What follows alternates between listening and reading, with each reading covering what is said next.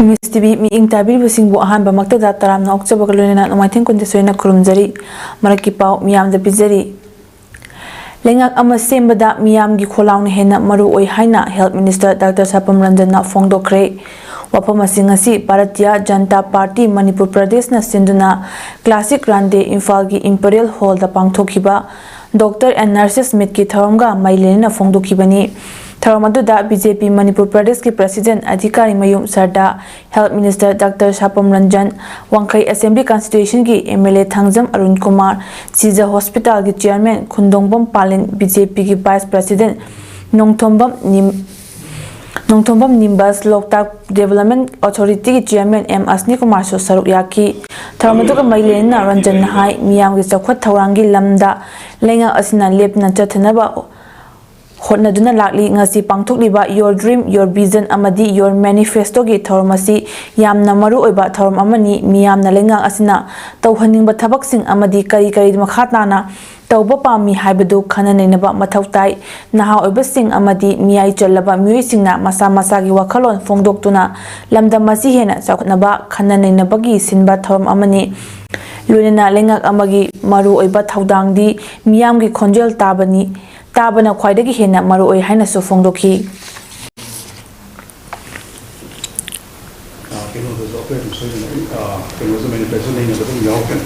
and I see ideas, please, it's the people's voice that is most important. To us, people in the administrative, it is the people's voice, it is the people's desire and the ideas that are supposed that are to be shared by all of you will be it is very important. It has been important, and it will always be important. I don't know, Sigizi. I won't take much time when the city meeting covers the scenario when. Irang asina maram oiraga law uba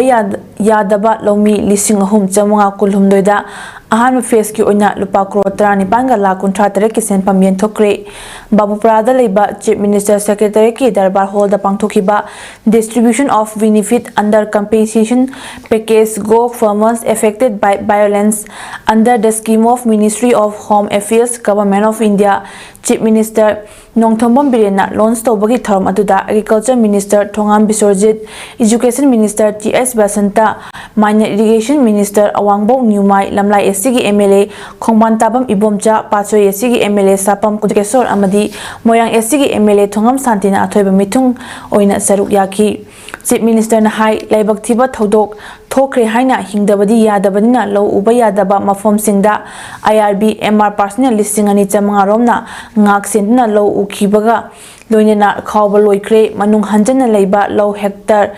Lishing Taramanga Chamri Kuntatareki Low Ubayadaba Maramna DCK Kutangda Committee Semduna Yangsinki Lomi Lising Manga Chamapan Ama Verification Tawbagi Manungda Lomi Taramapandi Sajanaba Document Oiramba Maramna Kaktatle Lomi Lising Ani Chahum Marfutaramapanna Document Sudabadagi Amukhana DCda Certification Tawnaba Kangan Kre Lomi Lising Ahom Chamri Marifu Humdoina Matik Chaba Document Lairambadagi Makogi Sempam Asi Pibani Scheme Asigi Apunba Sempam Lupa Crore Kuntrani Panga Lak Humpuni Sempam Masi Center na Pirak Padi Kuiri Adubu Survey Tawbada Khara Thenkibana Sel Piba Asi Khara Tapkibani Imphal West Ki Oina Lomi Chama Marfutarama Imphal East Ki Chahum Humpu Bisnupur Ki Lisingam Kuntramathoi Thaubal Gi Kunmanga Jiribam Gi Yankhai Mathoi Chandil Gi Chama Nifuni Thoi Kangpopi Ki Chaniga Humfutarani Thoi Churachandpur Gi Lisingam Chama Contrataret Amadi Tengnopal Gi Lomi Kuntra Mangani, what Lauriba, Lomi Singsu, Atubada, DCda, Marilay Naba documents in adoption view Haiki.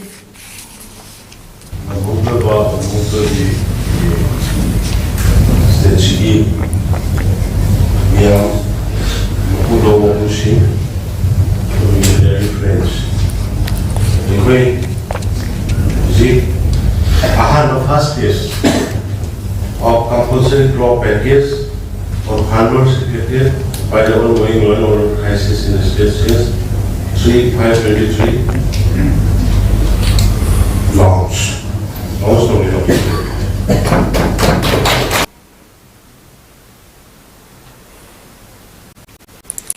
Kwatha Khunda Thakiba Yumsing Mai mi lenadaba yumni haina Manipur Chief Minister na phongdokhiba wafam asi yaningde haina Kwatha Village Secretary Laisram Sanjoy Maitei na phongdokre ngasi Manipur Press Club ta pangthokiba paw yumifam amada wafam asi phongdokladuna Sanjoy na hai tha asigi 13 da Kwatha Khungi Village Chief amadi W Budagi yum mai tharamba thodo asi yaningde Kwatha Khun Manipur gi nongpok thangba chidai da leiba ingna chikna hingjaba pamba khun amani numit aduda yum mai thari haiduna khunja amana call tawrokna khangalaki madugi matung mafam aduda chatlaga yingluba matamda kulai paiba mioi ahumna yumsing adu mai tharna leiramba thingnaki loina molfai khungi ningthauna yum mai chakliba du Lanmaina wairak padagi chakpa oirangani haiduna aramba wafam kaya phongdoklibasi yaningde thodo asida makhoi soidna yarongani haibagi chingnaba lei Kwatha Khungi manak nakpada molfai amadi bongyang khun natana atopa khun amata leite Kwatha Khunaugi mioi sing hauji thokliba irang asina maram oiduna khun aduda khunja amata leiba ngamdabadagi khunjauda punna leiminari hainaso phongdokhi moi masen Myanmar Army ga moi ga kuthokna ba adu aki khangna nangdana nupi angang miron mi bhawa khoi sena dana kotana sapadaw jaga sana ba adu gi khitang pharak pagi timing sida hajuki laibe irang ji mu thorak pane asida asam na phanasu Kwatha Khunau da permanent post hangaga village ki protection pi bisu ngam dabagi akoi samai tawraga khunjaw da ship taw gi bane adana mi leitaba yum mai tha bane habi gano leiba yum da khoi yam value leina khalle akoi hanninge adubu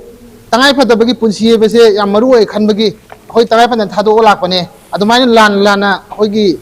mai thara matung adumaina sadopi ro igi site gi adumaina thamjagi Yaripokta leiba BLC Academy na mahiroi singdagi lupa lising kuntra dagi nifu phawa lawduna mahiroi singbu lana lamjingli haina maitei chengak MC Maitrabaki Joint Secretary Wahingbam Dinandona phongdokre ngasi Manipur Press Club ta pangthokiba paw informamada wafam asi phongdokladuna Dinandon hai Yaripokta leiriba BLC Academy School asi Manipur Board ki recognize phangbata natana Uttara Prabha Shiksha Board Assam gi recognition lauduna fake certificate charaga mioi amamamdagi lupa lising kuntra dagi nifu phawa lauduna Manipuri mahiroi singbu lana lamjing lamba amadi school asigi exam center kaknaba Council of Higher Secondary Education Manipur gi chairman da tha asigi tarukta aiba chewal ama pisin kiba lei leire masigi ona taina bada school asida mahiroi kuntra mapan amuk nauna hapsilakpagi thawong asina Manipuri mahiroi singbu aranba lambida pusileba asi kosem gi chairman na tomina yengduna leiriba asi maitei chenga MC Maitrabak na tomina yengduna leiroi Lunena kosem gi chairman na lamdam asida tawningbata tawriba asi athuba matamda mai lenaba singna yengsindrabadi makhal makha kya gi khongjang changsilagani haina so phongdokhi Mengi thong asibu Manipur gi mahiroi sing amadi lebak miyam da chawn aran balambi da pusin bada boseng gi chairman na tumina lesin ba asi maitai sengak MC Maitrabak na tumina yengduna leiroi makhal makha kya gi khongjang changsilakani masida Manipur da leiriba lengak amadi mari leinaba authority na yeng changbiduna tawningbada tawriba chairman asibu asumba maikeda puraknaba maitei chengak MC na puning singsinjari Poire leimarol mela paibi apunba Manipur gi masalo shang ama oiriba poire itagi advisor oina thopurambi ima sanasam ongbi ibem hal leimana chatliba tha asigi hokhiba tang manga fayengi kunmari ni panba leya pokpa numita lekhidabada poire itana thamoisok na nungaitaba phongdorakli ima ibem halna hinglingaida matam gi punsida iramda Manipur gi oiba leiba gi thaudang kayada saruk yarambaga lonena kathokpirami mahak lekhidabasi poire leimarol mera paibi apunba Manipur gi amadi iramda Manipur gi mangjaba oihoragani lekhidrebagi thawaina mapugi leikolda ingna tina layunaba mapugi mafamda thawnijari hainasu poire itagi General Secretary gi chamana hairi Manipur Seva Samiti Premdhara Charitable Trust amadi Godrej Agrobet Company na Manipur da darkar oiba nga gi chathok hengat hannaba leptna changshilakpa khongjanggi saruk ama oina ngasi Jibam district ki Borobekra amadi Jakrodor da sendong leinanga yokna bagi training program ama pangthokre thram aduda saruk yakiba Premdhara gi managing trustee Binanda Khundrak Pamna